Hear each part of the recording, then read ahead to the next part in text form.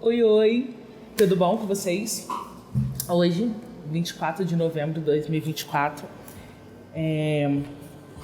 era para ser um dia assim, de muita alegria, porque eu e minha família, né, nós estaremos comemorando o primeiro aninho do nosso filhinho, nosso Miguel. Infelizmente, Deus o recolheu há alguns meses e foi uma experiência muito marcante na minha história, na história da minha família, e eu quero compartilhar com vocês um pouco do que a gente viveu e trazer fé e esperança. A palavra de Deus diz em 2 Coríntios, capítulo 4, versículo 17, que as nossas tribulações são leves e momentâneas e que reflete em peso de glória. E eu lido com esse texto assim com uma verdade no meu coração, muito embora quando tudo aconteceu, as tribulações, as situações não pareciam nem leve nem momentânea, mas o Senhor esteve conosco durante todo esse período. E hoje eu tenho certeza que tudo que nós vivemos, ela vai refletir em peso eterno de glória mesmo na vida de muitas pessoas. E eu quero que essa experiência que a gente viveu, que eu vivi, seja bênção para a sua vida. Então, sem muitas delongas, vou entrar no assunto. Em julho de 2020, eu descobri que eu estava grávida, e a descoberta da minha gravidez não foi uma descoberta feliz e alegre, muito embora eu sempre sonhei em ser mãe, mas por algumas questões, e depois eu posso falar em um vídeo só sobre isso, sobre a minha gravidez. Ela não foi recepcionada de forma feliz. A princípio, o meu primeiro pensamento foi em abortar. Eu sei que esse não é um pensamento bom, mas foi o que passou na minha mente por questões religiosas, questões pessoais, né? Eu ficava muito incomodada e me importava muito com o que as pessoas poderiam falar. E esse foi o pensamento que eu tive. Eu não conseguia me sentir amada e perdoada. Então, para mim foi muito difícil. Mas graças a Deus, né, meu esposo não deixou que isso acontecesse. Ele me apoiou muito e me deu força para que eu mantivesse a minha gravidez. Então, a minha gravidez não foi uma gravidez aceita por mim. Eu rejeitei muito e ela me trouxe muita tristeza. E isso é importante eu falar, porque mais lá na frente vocês vão entender todo o processo que eu vivi. Então, em julho eu descobri a gravidez. Tive uma gravidez muito pesada psicologicamente e fui mantendo ela. Quando foi no dia 13 de novembro, eu trabalhando no escritório, senti que havia descido um líquido. Eu nunca fiquei grávida, não sabia muito bem o que era, o que estava acontecendo. Eu vim conversar com uma amiga que estava na outra sala, e ela, que já é mãe, ela falou assim: sua bolsa estourou, você tem que ir para o hospital agora. E aí o Matheus estava trabalhando comigo, do meu lado, a gente saiu correndo. O cliente ficou assim com cara de mesmo, não sabia o que estava acontecendo. Depois o secretário explicou, e nós fomos correndo ao hospital em Volta Redonda. E ali eu tive um choque de realidade. O médico falou assim: olha, você está com 23 semanas e sua bolsa estourou, você já está com 5 de dilatação, seu bebê vai nascer a qualquer momento e ele não tem muita probabilidade de vida, porque ele é muito pequenininho, muito prematuro. Se ele nascer agora, ele vai ser considerado um prematuro extremo e os riscos são muito altos. Quando eu recebi essa notícia, meu mundo desabou e eu chorei muito. Foi naquele momento que eu entendi o peso da gravidez, do que eu estava vivendo, e foi ali que eu senti o amor pelo meu filho, né? Por isso que falei que a minha gravidez não foi muito fácil, mas naquele momento, quando eu recebi aquela palavra do médico, aquilo me desabou e eu chorava desesperada porque eu senti que eu perderia meu filho. E ali foi foi um momento muito tenso. Eles logo me internaram e me deixaram em observação, porque o Miguel nasceria naquele dia, no dia 13 de novembro. Então, passou o dia, minha dilatação ainda estava em 5, não estava sentindo dor, não estava sentindo nada. E eles resolveram me manter ali, né? Continuei internada, não podia levantar para nada e tal. E eles iam lá todo o tempo falar comigo, me mandaram uma psicóloga para conversar e tudo, né? Porque eu chorava muito. E ninguém entendia, né? Mas eu entendia que era o meu momento com Deus. Eu fiquei internada por 12 dias. Miguel não nascia e eles iam lá o tempo inteiro. Tá tudo bem? Tá tudo bem. Não tá sentindo dor? Não tô sentindo nada. Eles iam ouvir o coraçãozinho do Miguel e batia, tava ali. Com pouquinha água, né? Porque a bolsa tinha estourado. Um pouquinho líquido, mas ele tava ali se mantendo firme. E aquele tempo de 12 dias internado foi o meu tratar com Deus. Eu me senti amada, me senti perdoada, me senti querida. E eu consegui, durante aquele tempo, estabelecer, né, na verdade, uma conexão, um amor pelo meu filho. E eu fiquei ali exclusivamente por ele, 12 dias internada.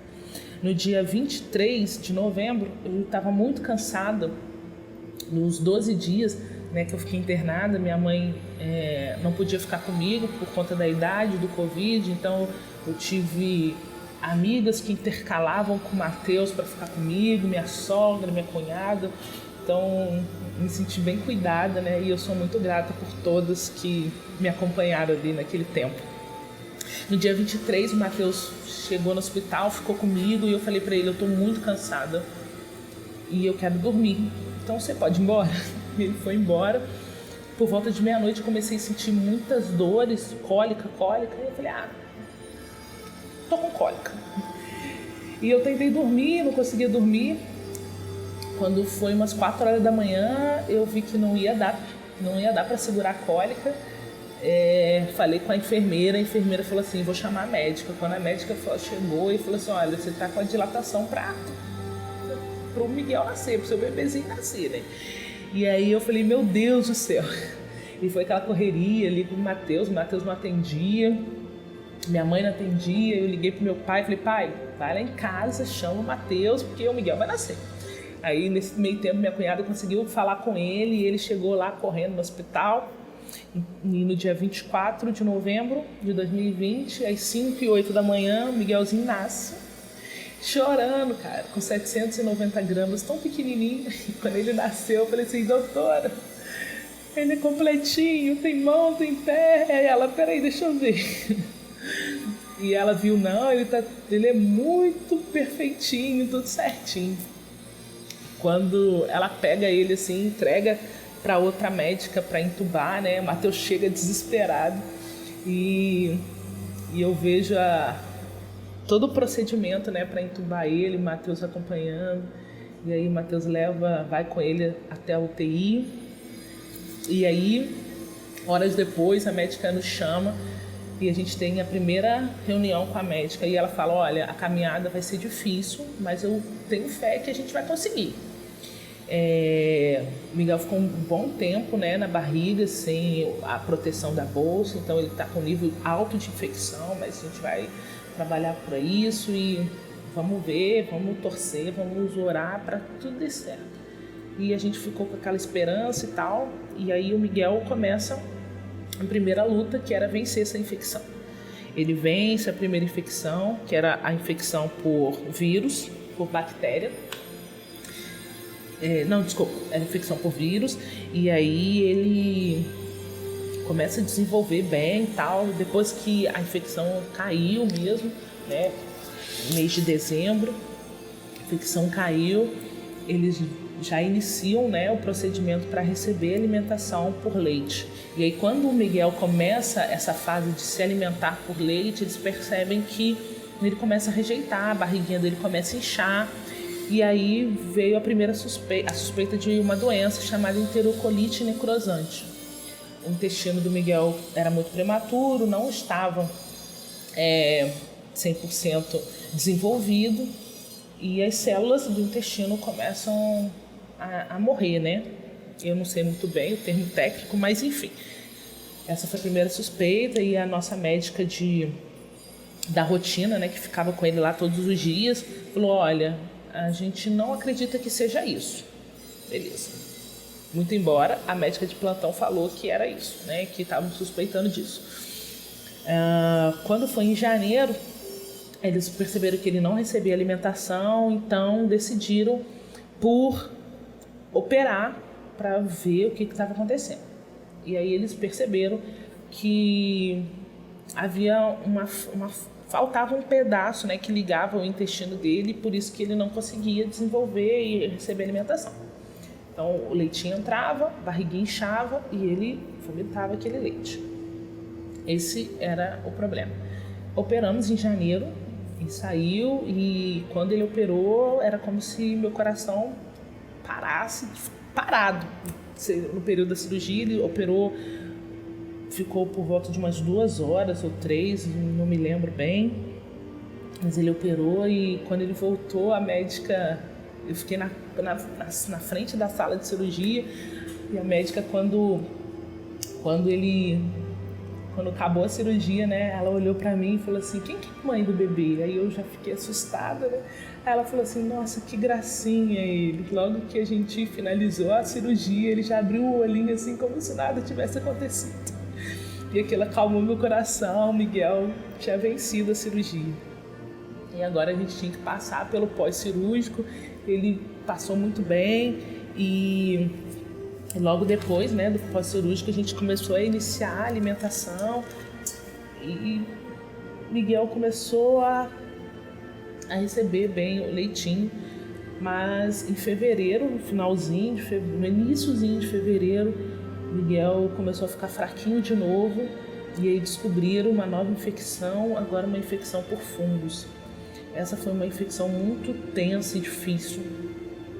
Quando foi no dia 3 de fevereiro, eu lembro que era aniversário do meu irmão e eu queria fazer um videozinho bonitinho, né, para ele de aniversário, mas eu não consegui porque o Miguel estava muito fraquinho. E a gente recebeu a notícia então dessa infecção por fungos. Eu lembro que na igreja que nós estamos foi iniciado um propósito de oração, iniciado dia 1º de fevereiro, mas a gente acabou perdendo a data, né? O Mateus começou o propósito no dia 4 de fevereiro. E aí ele começou a orar pelo Miguel.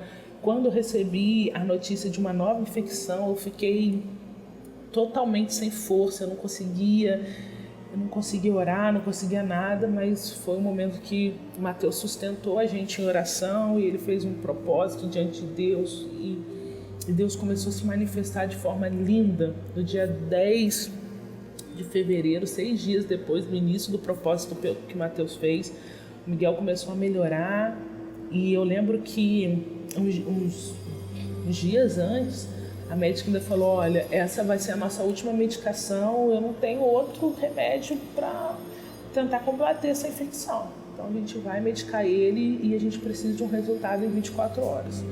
No dia 10 de fevereiro, então, Miguel começou a dar resultado com essa medicação, ele melhorou, ele ficou muito bonitinho, começou a aparência dele já foi muito diferente e ele começou a se desenvolver. O mês de fevereiro foi um mês assim especial pra gente. E aí depois dele vencer essa infecção, a gente voltou com a alimentação e ele começou a receber bem a alimentação. No dia 19 de fevereiro, ele sai do tubo de oxigênio, ele fica com um aparelhinhozinho chamado CPAP, e ele começa só uma ajudinha para respirar. No dia 20 de fevereiro eu pego ele pela primeira vez e foi o momento mais emocionante que eu vivi na vida. Foi lindo. Eu tenho até um videozinho que eu postei no meu Instagram. Foi emocionante. Eu liguei para meus irmãos e eu tô com o Miguel no colo. Porque pegar ele no colo era um processo que ia demorar por conta da situação, né? Se ele tivesse com infecção, se ele tivesse muito debilitado, isso era inviável. Então pegar ele foi especial. Dia 20 de fevereiro, dia 26 Ele respira, começa a respirar sem nada, sem oxigênio, sem CPAP. Miguel se embolando na saúde, muito bem. Começa a ganhar peso e aí era aquela alegria a cada grama, né? Quando foi em abril, em março, já teve março, né? Eu fiz coisa aqui para não esquecer. Em março, Miguel começa a desenvolver, crescer e tal, e muito bem, pegando peso. Quando foi em abril, Miguel começa a mamar sem a sonda e a gente começa aquele processo de sucção e ele desenvolve mamando, barriguinha não inchava, super tranquilo. Quando foi no dia 29 de abril, Miguel tem alta e foi a nossa alegria, assim, sabe? Foi um momento mais especial que a gente viveu. Miguel em casa, a primeira vez, dele em casa a gente... eu e o Matheus todo feliz, a gente dá o primeiro banho. Nossa, foi a coisa mais emocionante que a gente pôde ver. E toda aquela luta, aquela dificuldade, sabe, do começo, pareceu nada, sabe? Porque a gente tinha um Miguelzinho com a gente, era a nossa recompensa, era a nossa alegria. Foi muito feliz, assim. Com o passar do tempo, aí o Miguel tem alta, né? Mas a médica não consegue liberar os documentos de alta, né? Que precisava ter para as consultas, e ela liberaria o prontuário, tudo, né? Não conseguiu liberar. Mas ela falou assim, pode levar ele e na semana que vem eu entrego. Mas essa semana que vem demorou um pouco e nada do documento chegar. Eu levei ele na primeira consulta sem os documentos. A médica não pôde ver, não pôde fazer nada. E a gente ficou esperando, né, a liberação dos documentos. Quando foi no dia 14 de maio, Miguel começou a ter uma resistência com a alimentação. Ele começa a voltar ao leite e chorar muito, com a barriguinha inchada. E aí a gente tinha medicação de gás, a gente dava, ele melhorava, mas um pouco depois ele voltava com aquela dor. E aí a gente resolveu levar ele para o hospital. Como eu imaginei ser gases, né, eu levei ele no hospital mais perto. Fizeram o ultrassom, viu que era gases, passaram a medicação, mas como a gente não tinha documentação de alta dele, o médico não podia saber o que estava acontecendo com ele. O médico pediu dar uma alimentação reduzida e vamos acompanhando. Naquela noite, a gente ficou a noite inteira no hospital, os exames de sangue dele estavam ok, e ainda faltava fazer só o exame de urina. Quando foi por volta de meia-noite, eu dei um pouco de leite para ele, a pedido do médico. O Miguel chorava muito. 2h da manhã, ele pediu para repetir o leite, eu dei um pouquinho, o Miguel ainda chorava muito. Quando foi por volta de umas 4h da manhã, o médico passou lá e falou assim, ele já fez xixi, já pegaram para poder fazer o exame, e a enfermeira, não vou fazer agora. Fui fazer. O Miguel já estava muito fraquinho, ele já não chorava e não respondia a estímulos. E a enfermeira falou assim, deixa ele quietinho, não mexe nele não. Quando foi umas 4 e pouca da manhã, eu dei sentado do lado dele, sem dormir, e só assim, né, respeitando as ordens, não mexe nele, deixa ele quietinho. Foi 4h da manhã, a enfermeira entrou e falou assim, vamos ver se ele já fez xixi. E aí quando eu pego meu filho, percebo que ele estava desfalecido. Eu começo a gritar no hospital, as enfermeiras vêm, ela fala assim, ele já está assim um bom tempo. E ela leva ele para o médico olha e fala assim, ele vomitou e respirou o vômito e ele faleceu. E ele só falou assim para mim, o que aconteceu, mãe?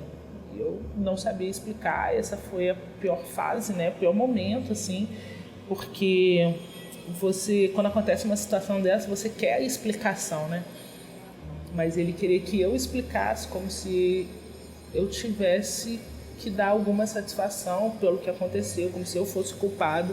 Isso foi um período muito difícil e eu chorei muito ali naquele momento e eu falava como que eu vou falar pro meu filho, pro meu marido, porque o Miguel era o sonho do Mateus desde sempre. Ele aceitou a gravidez com muita alegria e o sonho dele era ser pai de menino. Então, para mim foi muito difícil eu falar com ele, liguei para ele e contei, ele veio desesperado para o hospital, liguei para o meu pai também, que veio para o hospital e nos deu o apoio que a gente precisava naquele momento. E eu não conseguia entender, eu falava no hospital assim, ele é meu milagre, o que aconteceu? E eles ficavam me olhando sem saber o que dizer, né? Foi uma dor assim, insuportável. O que eu sinto, né, até hoje, não sei até quando eu vou me emocionar e vou me entristecer pensando nisso, mas de fato o Miguel era o meu milagre ali naquele momento. E meu pai resolveu todos os procedimentos no hospital e a gente foi enterrar o Miguel. E eu chorava tanto, eu não queria ir no enterro, mas eu entendi a necessidade, me movimentei e fui. Cheguei lá, eu chorei muito, né? Lógico. E o que me marcou muito, o Mateus levando o caixãozinho do nosso filho até o local que ele seria enterrado. Com muito amor e carinho, né? E eu pude ali engrandecer o Senhor. Cantei uma canção que eu sempre cantei para ele no hospital. Foi muito marcante para nós naquele momento. Não dava para entender o porquê, mas eu sabia que futuramente haveria uma explicação e Deus tinha um propósito mesmo na vidinha do Miguel. O médico falou que ele broncoaspirou, né? Mas depois eu fazendo algumas... depois os documentos de alta do Miguel foram liberados e no prontuário confirmou que ele teve enterocolite necrosante.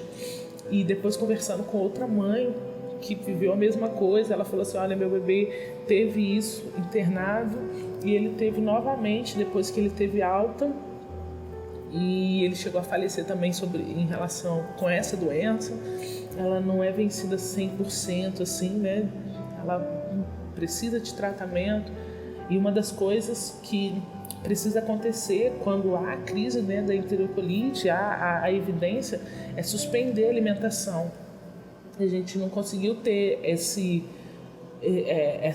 essa percepção porque a gente não sabia que ele realmente teve essa doença.